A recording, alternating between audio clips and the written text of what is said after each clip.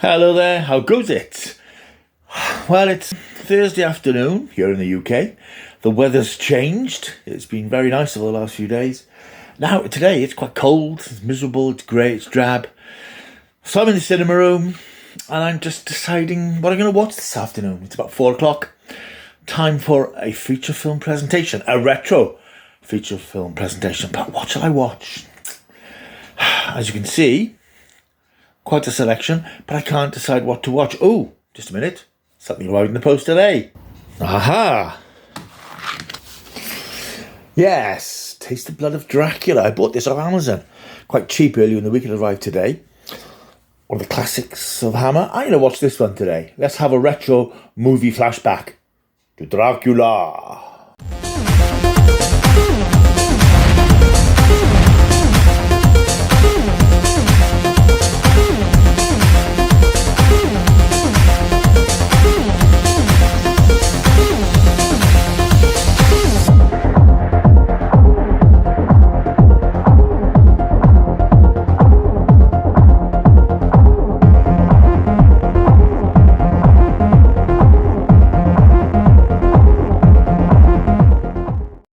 Feel the cold grip of his presence. Sense the clammy excitement of his evil. Taste the sharp fear that he alone can bring.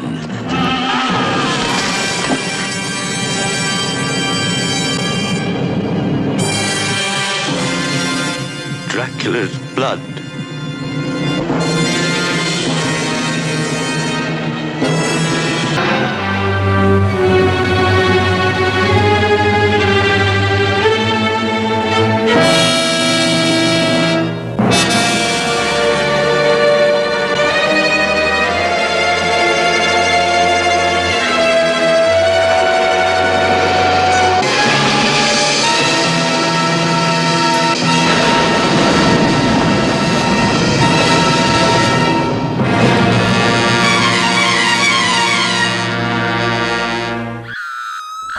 Hours later.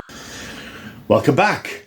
Taste the Blood of Dracula is a 1970 released Hammer horror film, filmed in 1969, starring, of course, Christopher Lee as the malevolent Count Dracula, with a fantastic supporting cast of all those great British character actors whose names unfortunately don't mean very much today, but if you're of a certain generation, you love seeing these actors turning up in films and TV series in the 50s, 60s and 70s. We're talking about the likes of Geoffrey Keane, John Carson, Peter Sallis.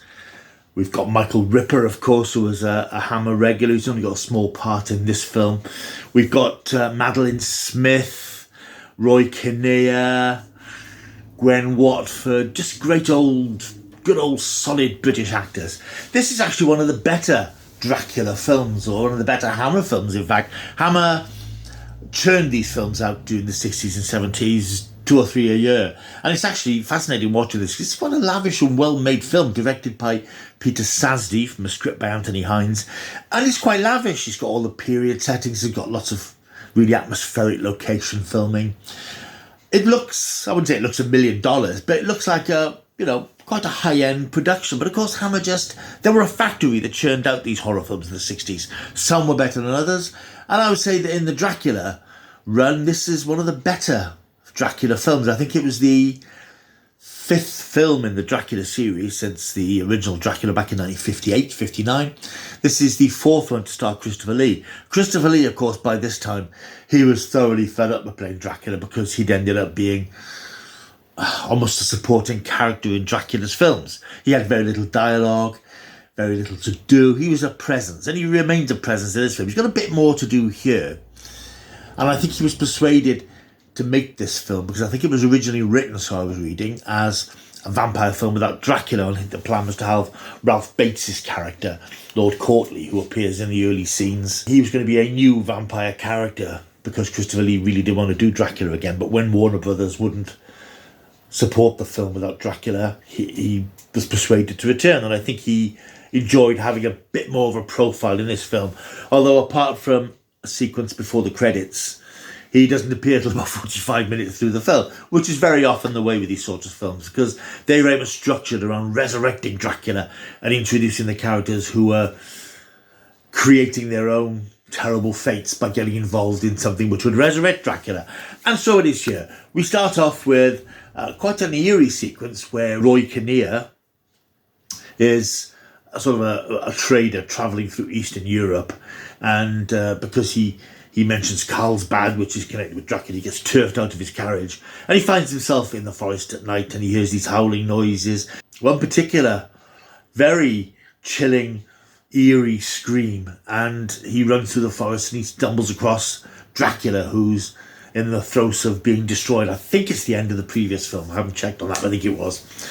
And he scoops up Dracula's remains, and then the rest of the film kicks into place. We're back in London, I think, sort of Victorian-ish era, and we meet our main characters. And the main characters here are three middle-aged, well-regarded businessmen who have families. Jeffrey Keen's character, he's got a young daughter played by Linda Hayden. He doesn't approve of her flirting with a young man at church.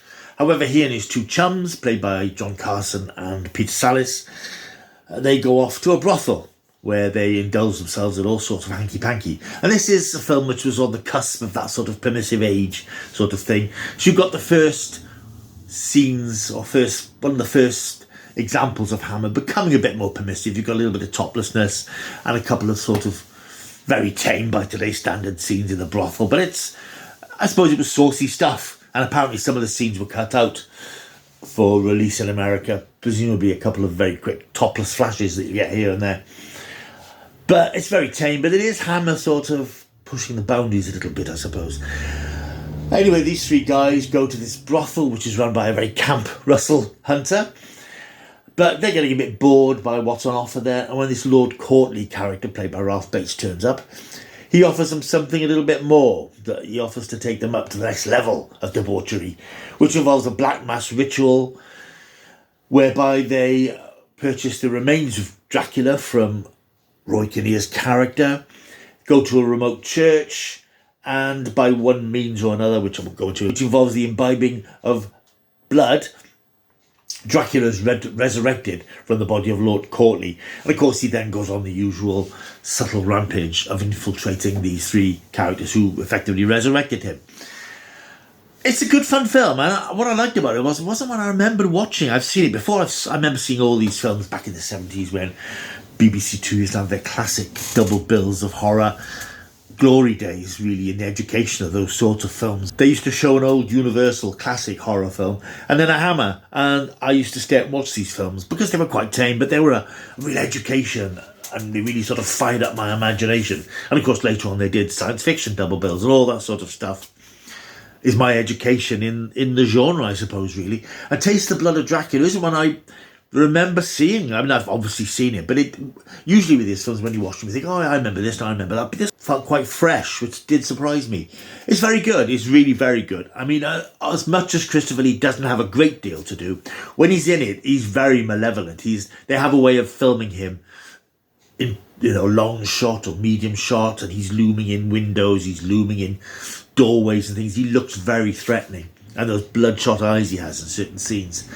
It's a really good cast, as I say. It's a decent script, good actors, good actors embracing the hamminess of it all, really, because it is quite hammy. It's quite, I'm not going to say it's camp, but it is quite lurid in a slightly cheesy sort of way. Of course, horror has moved in wildly different directions, and this is very tame by today's standards. I think this is, even though it's still a 15, moderate violence and horror, and it is quite moderate, but it's really enjoyable. It's full of sort of lurid sequences of blood and tame violence and stuff, really, but it's acted with gusto and enthusiasm by the cast, who are having a great time. It's really well directed. The locations, some of the locations are great because we've got a lot of scenes, obviously, because it's Hammer, filmed at Black Park behind Pinewood Studios, where so many of these films were made, had sequences shot, and lots of TV series and things are filmed in Black Park. And some sequences, I noticed, set in the famous Circle of Lebanon in Highgate Cemetery, which are these sort of tomb-like corridors that you see in things like Dr. Fives. I think you see them in. And there's lots of horror films that use these as this. I've never been there, but it looks really eerie.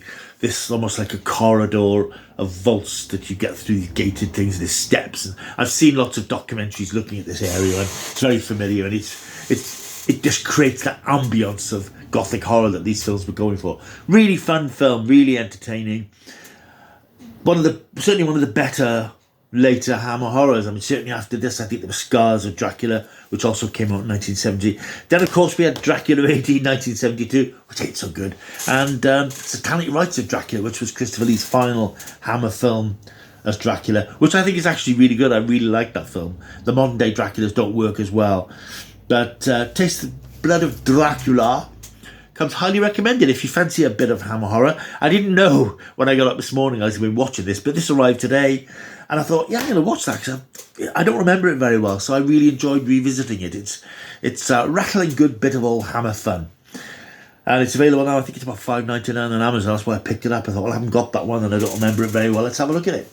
And I'm going to give Taste the Blood of Dracula gets from me a good bloodthirsty 8 out of 10. Available now if you fancy it. Right, thank you for watching this retro movie review. There will be more coming up during the summer months and into the autumn. Let's not think about the autumn just yet. But yeah, if you've got any films you think you'd like to see me watch and talk about, I know I had a couple of requests when I started this channel a couple of years ago. And I remember what they were, and I will get round to them. But yeah, if there's anything you want me to watch and review, let me know in the comments down below.